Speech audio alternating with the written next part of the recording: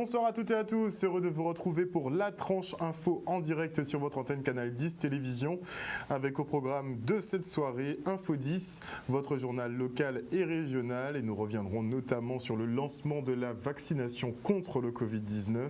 En deuxième partie, vous retrouverez le focus, une heure de débrief sur l'actualité locale, et ce soir, ce seront deux jeunes, à savoir Noéline Quérault et Lucas Rigaud, qui sont tous les deux scolarisés au lycée de Pointe-Noire en section audiovisuelle. Et ils nous présenteront leur documentaire Chaud bouillante qu'ils ont réalisé pendant la période carnavalesque l'an dernier. Heureusement d'ailleurs, puisqu'effectivement les images de carnaval font sérieusement défaut cette année, donc ça tombe à pic. On en parlera à 19h, mais pour l'instant, place à l'actu.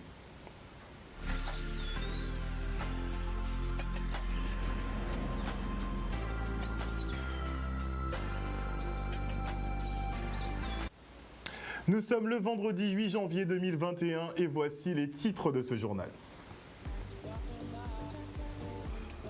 Le vaccin à ARN messager contre le Covid-19 est en cours de distribution. La campagne de vaccination a débuté avec les personnels de santé, les personnalités publiques et des personnes âgées.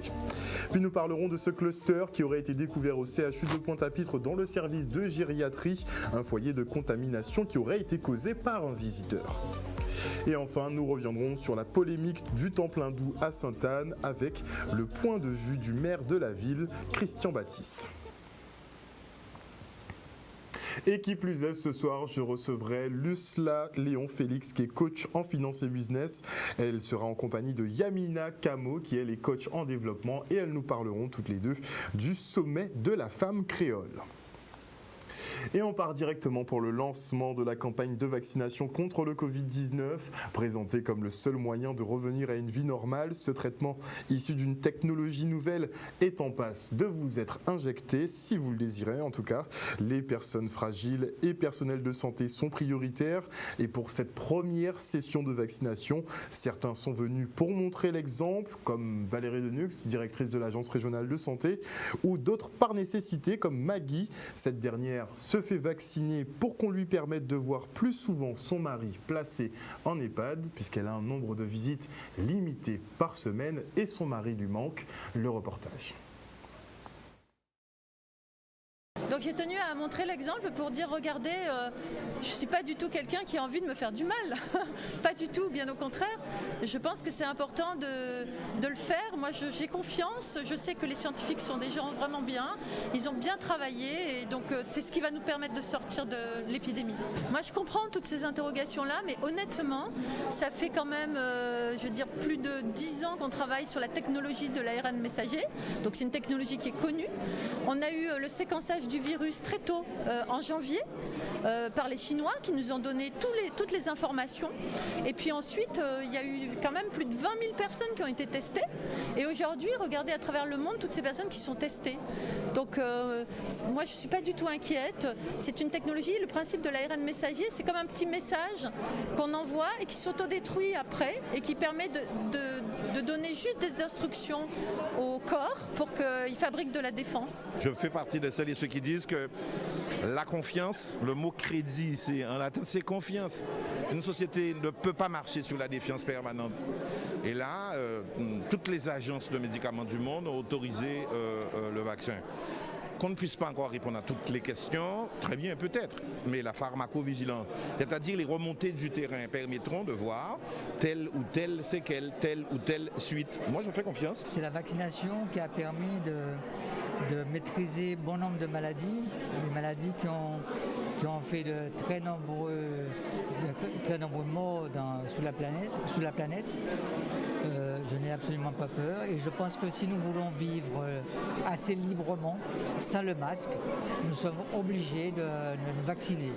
Et ce que je fais aujourd'hui, j'aurais aimé que la population le fasse pour que nous puissions vivre normalement, que nous puissions voyager normalement, que nous n'ayons pas toujours à faire le dépistage avant chaque voyage. Mon mari est à l'EHPAD et donc ça me permet de mieux, comment dirais-je, tout ce que je veux, c'est le voir plus souvent, parce que là, c'est vraiment 2 fois par semaine, c'est vraiment insuffisant. Il a la maladie d'Alzheimer et je ne peux pas le garder à la maison en ce moment. Donc la vaccination, c'est vraiment pour pouvoir voir votre mari plus régulièrement. Tout à fait, tout à fait. Bon, j'ai 78 ans et oui, j'ai 78 ans et je suis hyper tendue, donc c'est quand même des comorbidités, bon, forcément. Mais enfin, c'est surtout mon but principal, c'est de l'accompagner le mieux possible. Et on rappelle effectivement que pour ce vaccin ou ce traitement, il n'y a aucune publication scientifique parue, que des communiqués de presse. Et donc c'est vrai qu'on évolue un peu dans un flou artistique avec ce traitement de Pfizer et BioNTech. Et pile au moment où la campagne de vaccination contre le Covid est lancée, un cluster est découvert dans le service de gériatrie du CHU de Pointe-à-Pitre. La faute à un visiteur selon les soignants qui restent prudents quand même quant à l'origine de la contamination et de ce foyer. Regardez. Nous nous sommes engagés d'être dans la transparence par rapport à ce qui s'est passé. Juste pour redonner quelques chiffres, nous avons dans le service une dizaine de malades qui ont été contaminés de manière relativement rapide et aujourd'hui près de 5 soignants également positifs au Covid. Pour ne pas incriminer les uns et les autres, on pense que l'origine de ce cluster est une origine externe, certainement liée à des visites des parents dans le service. Voilà, c'est les éléments qu'on a aujourd'hui.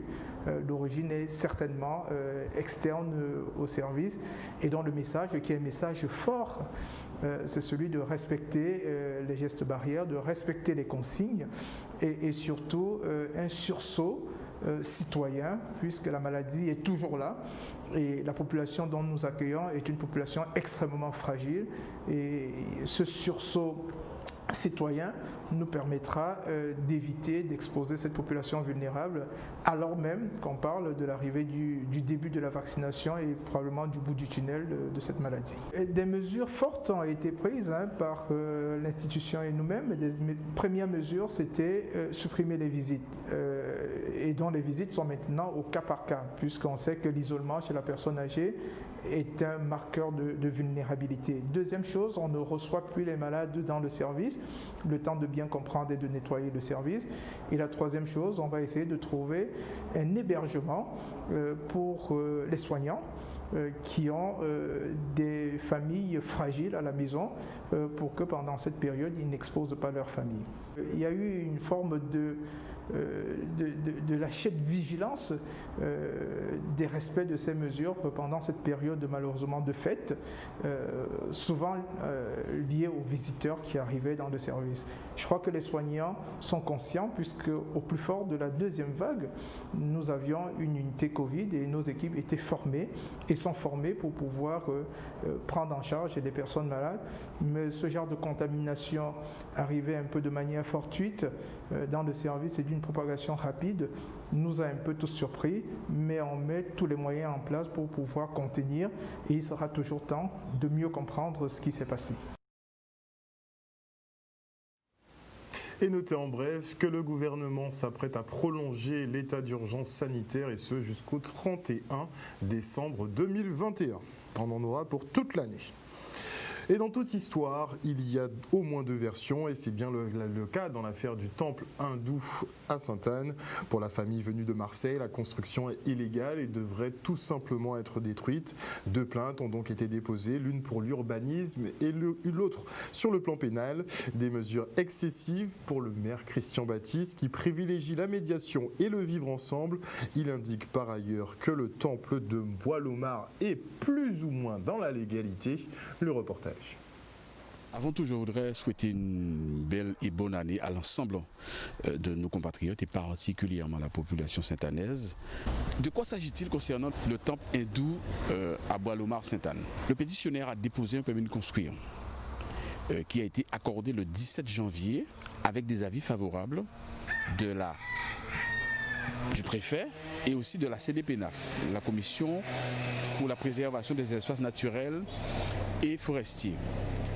Ce permis, c'est pour un projet agricole, une étable agricole. Cependant, le pétitionnaire, sur un lieu de culte qui existe depuis les années 40, a réhabilité, a modernisé, a construit un temple hindou. Évidemment, la destination du permis qui a été accordé n'est pas celle-là. Et nous, évidemment, s'il n'y a pas d'ouverture de chantier par rapport au permis prévu, il n'y a pas eu de contrôle pour voir est-ce que le chantier correspond évidemment au permis accordé. Cependant, cette situation a entraîné effectivement une plainte des voisins, de voisins, et c'est une affaire qui est devant la justice. Et il y a deux affaires contentieuses, une administrative concernant l'urbanisme et une pénale concernant le fait qu'il y ait une construction, en tout cas le temple qui a été construit sans permis. Je suis là pour faciliter et j'entends tous les administrés. Je suis aussi là, et c'est ma volonté éminemment politique, de valoriser et de préserver la culture guadeloupéenne, quelles que soient ses origines, qu'elles soient européennes, qu'elles soient africaines, et en l'occurrence indiennes. Les temples hindous ont toujours existé, mais sur des espaces agricoles. Parce que à l'époque, la colonisation, en tout cas les colons, voulaient bien que les Indiens qui étaient sortis de l'Inde et qui sont devenus Guadeloupéens puissent perpétuer leur religion, mais loin des habitations, loin des habitants. Donc c'était à l'écart. Et la quasi-totalité des temples, aujourd'hui, n'ont pas d'autorisation d'urbanisme. Alors est-ce qu'il faut aller dans cette démarche de dire qu'un temple qui n'a pas d'autorisation d'urbanisme, il faudra démolir? Est-ce qu'il faudra démolir tous les temples hindous qui sont en Guadeloupe? Je ne pense pas. Cependant, je comprends aussi l'administré qui a porté plainte pour nuisances sonores, ou en tout cas qui se plaint des nuisances sonores. Et je crois que mon rôle, et c'est ce que j'ai déjà commencé à faire, j'ai entendu le pétitionnaire, il faudrait que j'entende aussi le plaignant. Par ailleurs, j'ai des élus et j'ai des collaborateurs qui l'ont reçu, mais je vais recevoir personnellement. Et donc pour pouvoir arriver à une solution de vivre ensemble d'une manière ou d'une autre. Et suite à l'expulsion d'une trentaine d'Haïtiens par charter en fin d'année dernière, eh bien la communauté ressent comme un acharnement à son encontre, un sentiment que le président de l'association Tête Collée a partagé avec nous. On l'écoute. Ce qui s'est passé en fait, c'est que le collectif a été mis au courant des actions qu'on a menées durant la première semaine du mois de décembre par rapport à l'expulsion groupée qui a été organisée par la sous-préfecture, et que nous, étant donné que lorsque vous vivez dans un endroit et que vous êtes tout le temps ciblé, donc vous êtes obligé de vous organiser d'une certaine façon. Donc ce collectif en fait, ça fait partie, on peut dire, du début de l'organisation que l'on commence à mettre en place pour faire écho de nos actions, mais aussi dans le processus de dénonciation et d'aide qu'on peut avoir un petit peu de partout.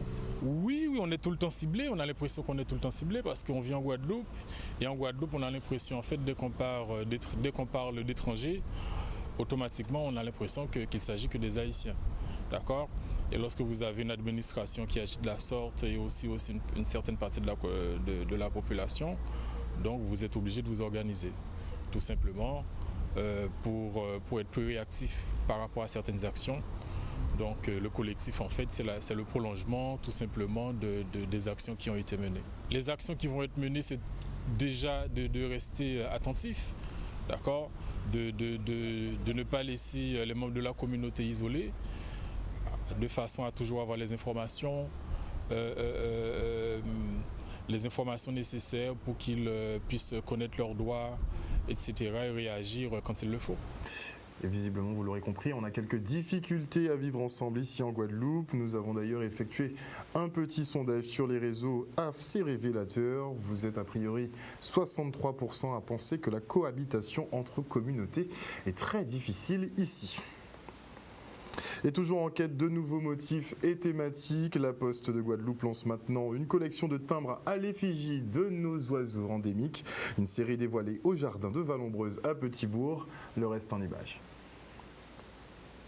journée de lancement, c'est aujourd'hui, c'est une journée nationale, hein, c'est un lancement qui est national, c'est une exclusivité et c'est un véritable plaisir et un honneur d'avoir été choisi, que ce soit le bureau de poste de Petit-Bourg, mais cet environnement ici de Petit-Bourg, la commune, pour ce lancement. Le fait de s'associer à des espèces qui sont en voie de disparition pour certaines, hein. La grive à pattes jaunes de Guadeloupe ne l'est pas, mais l'oriole martiniquais est lui plus en difficulté et le tuitui réunionnais encore plus. Donc le fait de parler de ça, de le faire au travers de timbres, je trouve que ça avait du sens. Et plus encore peut-être d'y associer la jeunesse, hein, au travers des écoles de Petit-Bourg et d'un concours de dessin. Ça correspond parfaitement à notre conception, notre volonté de préserver le patrimoine naturel, mais au-delà de valoriser, puisque comme vous avez pu entendre, la grive à pattes jaunes existe aujourd'hui seulement en Guadeloupe et en Dominique. Donc il était tout à fait normal pour nous qui voulons être une ville verte, une ville qui vit avec son environnement, puisse participer à cette opération. La promotion de la préservation de la faune et la flore est très importante, quel que soit l'enjeu aujourd'hui. On a un souci de communication au niveau des enfants. Ils ne connaissent pas la faune et la flore guadeloupéenne. Et certains sont certainement en demande, mais si personne n'en parle, effectivement, on va passer dans l'oubli. Tous les leviers doivent être utilisés pour préserver la faune et la flore, encore plus quand on est dans un environnement à couper le souffle comme ici, où je pense qu'on prend toute la mesure de la problématique de la défense de la faune et la flore. Alors si la Poste peut contribuer à ce coup de main, eh bien, il est important que l'entreprise soit effectivement à la manœuvre. Et on parle de sport très rapidement, puisqu'à compter de ce dimanche et pour tous les autres qui suivront, eh bien, la route de l'Alliance sera interdite à la circulation de véhicules motorisés. Les 12 km de bitume seront dédiés à la pratique, vous voyez, à la pratique du cyclisme de 6h30 à 11h. Il vous faudra donc emprunter la gabarre pour rejoindre la Grande Terre ou la Basse Terre. Et maintenant, je reçois Lucela Léon-Félix, qui est coach en finance business, et Yamina Camo, qui est coach en développement personnel et qui organise le sommet sur la ferme créole. Bonsoir à vous deux. Bonsoir. Bonsoir. Alors, parlez-nous déjà de ce concept. Quel est ce sommet de la femme créole ? Bien, en fait, c'est un sommet qu'on a voulu mettre en place pour proposer aux femmes antillaises, guyanaises, réunionnaises, où qu'elles soient de par le monde, parce que c'est un sommet qui est en ligne, on s'inscrit, on assiste en ligne, leur permettre de bien démarrer l'année en leur proposant des thématiques aussi variées que le développement personnel, l'entrepreneuriat, les finances, l'identité, pour vraiment partager ce que nous savons faire, parce que nous sommes 12 coachs quand même à intervenir pour leur donner des astuces, des conseils, des méthodes d'accompagnement pour vraiment aller vers leur vie idéale et se projeter dans cette année 2021 et qu'elle soit vraiment selon leur propre conception. Donc la femme créole s'apprête à prendre le contrôle de la Guadeloupe ? Non, pas le contrôle, quand même pas. Pas tout de suite ? Pas tout de suite. D'accord. Mais on part sur de bonnes bases. C'est vrai que c'est à l'origine de Mévis. C'est elle qui a eu l'idée de faire ce sommet de la femme créole. Donc Mévis, qui est auteur et coach en intelligence financière. Et elle a eu l'idée d'inviter d'autres experts, d'autres coachs qui viennent, comme tu l'as dit, de la Guadeloupe, la Martinique, etc. Et donc l'idée, c'est d'offrir à nos consoeurs, à nos compatriotes, finalement, des clés pour faire de 2021 une année incroyable, magnifique, parce que c'est offert, parce qu'on est là, on a passé une année 2020 assez chargée, riche en émotions, et on voulait vraiment partir sur de bonnes bases, donc donner vraiment des clés à nos sœurs, et voilà, donc on espère vraiment vous voir nombreuses. Et qu'est-ce que vous entendez par la femme créole, juste ? Alors la femme créole, c'est une femme qu'on représente, parce que si vous regardez le panel des 12 coachs qui interviennent, on est toutes noires, issues de la communauté antillaise, guyanaise, réunionnaise, et on avait envie vraiment, c'est la première fois qu'un tel sommet réunit autant de coachs qui ont la même origine, la même identité, et donc on voulait proposer à nos compatriotes ce qu'on sait faire, et leur proposer de manière gratuite. Donc c'est pour ça qu'on l'a appelé la femme créole, pour un peu cibler, parce que la femme noire, bon, c'est la femme américaine, noire américaine, ça peut être africaine, etc. Donc là, c'est vraiment, c'est pas communautaire, mais c'est... on dirait que vous voulez faire une petite communauté entrepreneuriale quand même. En fait, on voulait vraiment cibler pour pouvoir nous identifier et permettre aussi aux personnes, aux femmes à qui on s'adresse de s'identifier par rapport à nous. Parce qu'on a des spécificités finalement en tant que femme antillaise, femme créole. On dit d'ailleurs qu'on est des femmes d'Ubud. Ça veut bien dire qu'on est là, on est solide, on est courageuse, on fait les choses, on avance.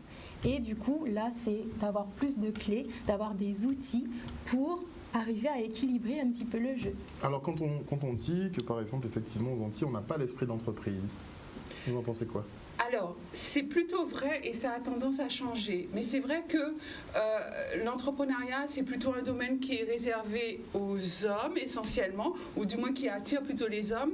Et justement là, on en revient encore à l'identité, parce que la femme créole, entre guillemets, c'est la femme, bon, mère de famille qui prend soin de ses enfants, potomitan comme on dit. Donc elle a ce dilemme en fait, entre je crée quelque chose, en même temps j'ai le sentiment de négliger ma famille, alors que pas du tout. Le monde a évolué, on est dans un monde de l'information, tout est accessible et justement on veut, à travers ce sommet donc, qui se tiendra demain, samedi et dimanche, on veut démystifier toutes ces choses-là pour dire que oui, nous aussi on peut créer des choses, on peut... Donc vous pouvez être et maman et chef d'entreprise. Tout à fait. On peut allier, oui, et être autre chose également. C'est vrai que vous êtes multifonction. C'est ça.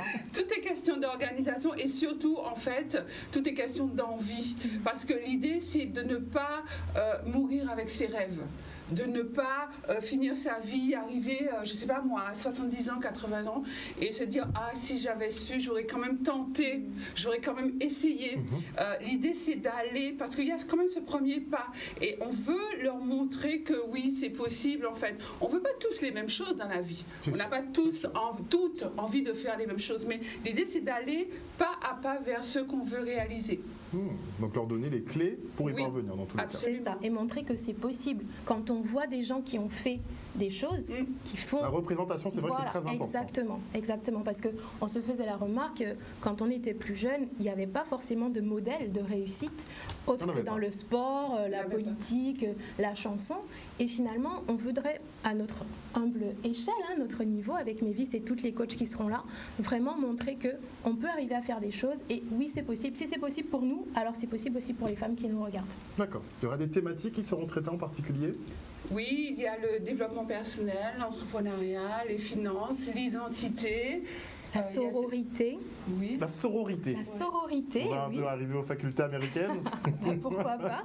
On va parler aussi de l'amour, des relations. Oui, tout à fait. La famille. C'est ça. Et donc des spécificités de la femme créole aussi. Intéressant. Très riche, très très très riche. Quelle serait votre place alors dans tout cela ? Alors, moi, parce que le potomitan, il y en a certaines qui veulent refuser maintenant l'aspect potomitan, le fait que tout doivent reposer sur elles et qu'elles doivent pouvoir faire leur propre choix. En fait, c'est un peu la société tend vers ça. Tout ne peut pas reposer sur les épaules d'une seule personne.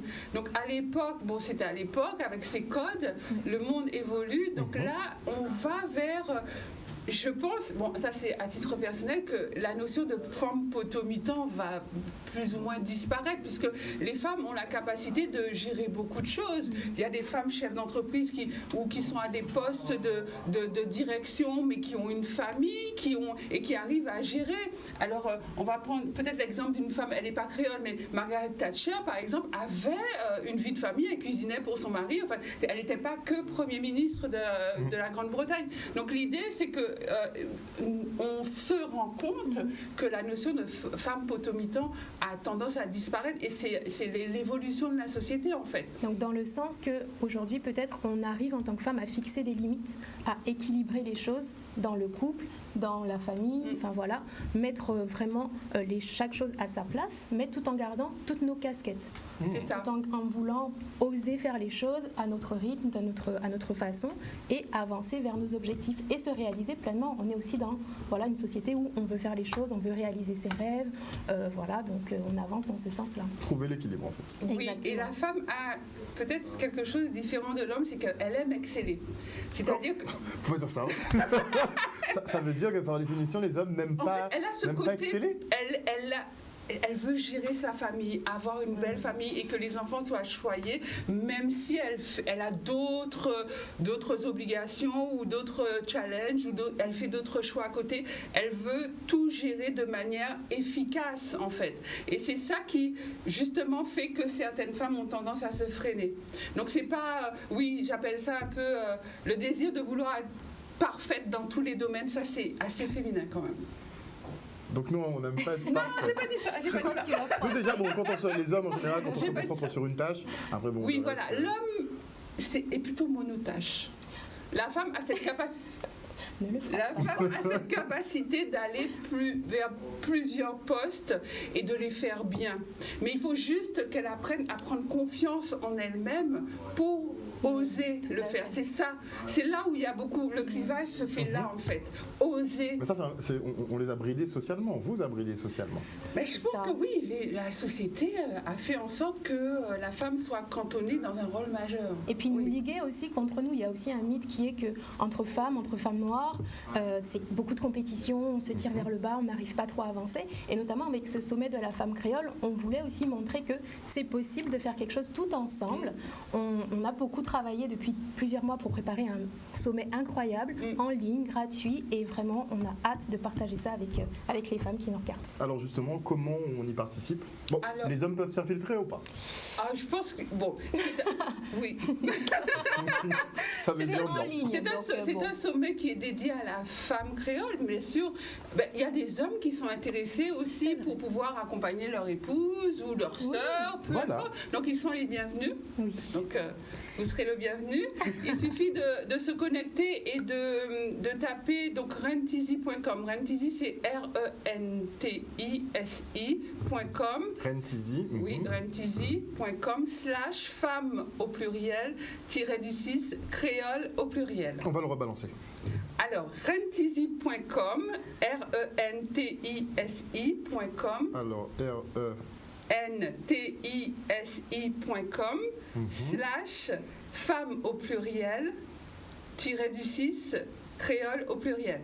Alors, _du6 créole au pluriel, c'est tout, hein? Aussi simple que ça. Ok. Et donc ça commence demain à 10h.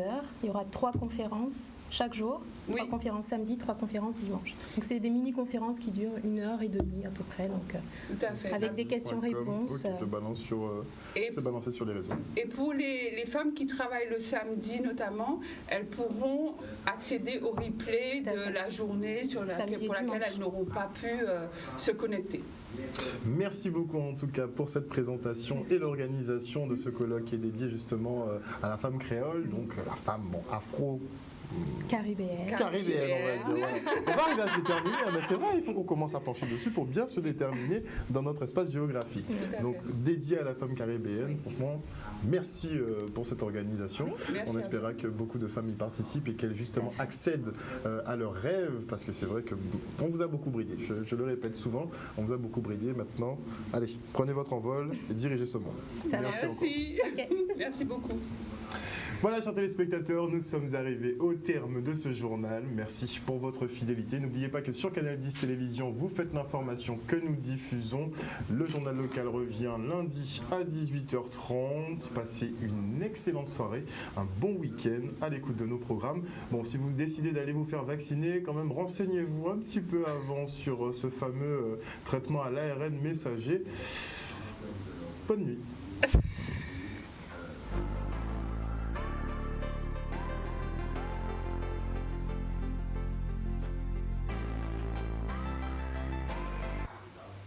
À venir dans la tranche info sur Canal 10, le focus, une heure de débrief sur l'actualité locale. Et comme je vous l'ai dit ce soir, nous recevrons deux jeunes qui font partie de la section audiovisuelle de Pointe-Noire. Ils ont réalisé un documentaire, Bouillante Chose. C'était sur le carnaval justement qui se préparait à Bouillante. La mairie leur a commandé un reportage. Franchement, on apprécie ce genre d'initiative des collectivités. Ils nous présenteront le fruit de leur travail. Je le diffuserai d'ailleurs en intégralité pour votre plus grand plaisir puisqu'il n'y a pas de carnaval cette année. Et avant la coupure pub, je dis bonsoir à Johanna Bon, bonsoir à Tati Véronique, bonsoir Tati, bisous bisous, bonsoir à Fabien Nebo, bonsoir à Rodrigue Nidois, bonsoir à Marie-Hélène Borès, bonsoir à Lydia Luz, bonsoir à Odile Zingilet, à Com Gastin, bonsoir à Teddy Bamberg, à Marie Pombo, à Willem Cancel, à Ojia Villeroy, bonsoir à Nawen Laura, bonsoir à Plocos Michael, bonsoir Michael, j'espère que tu te portes bien, bonsoir à Bordé Yannick, toi aussi Yannick, et bonsoir à Marie-Lou. Bonsoir à tout le monde, on se retrouve après la pub.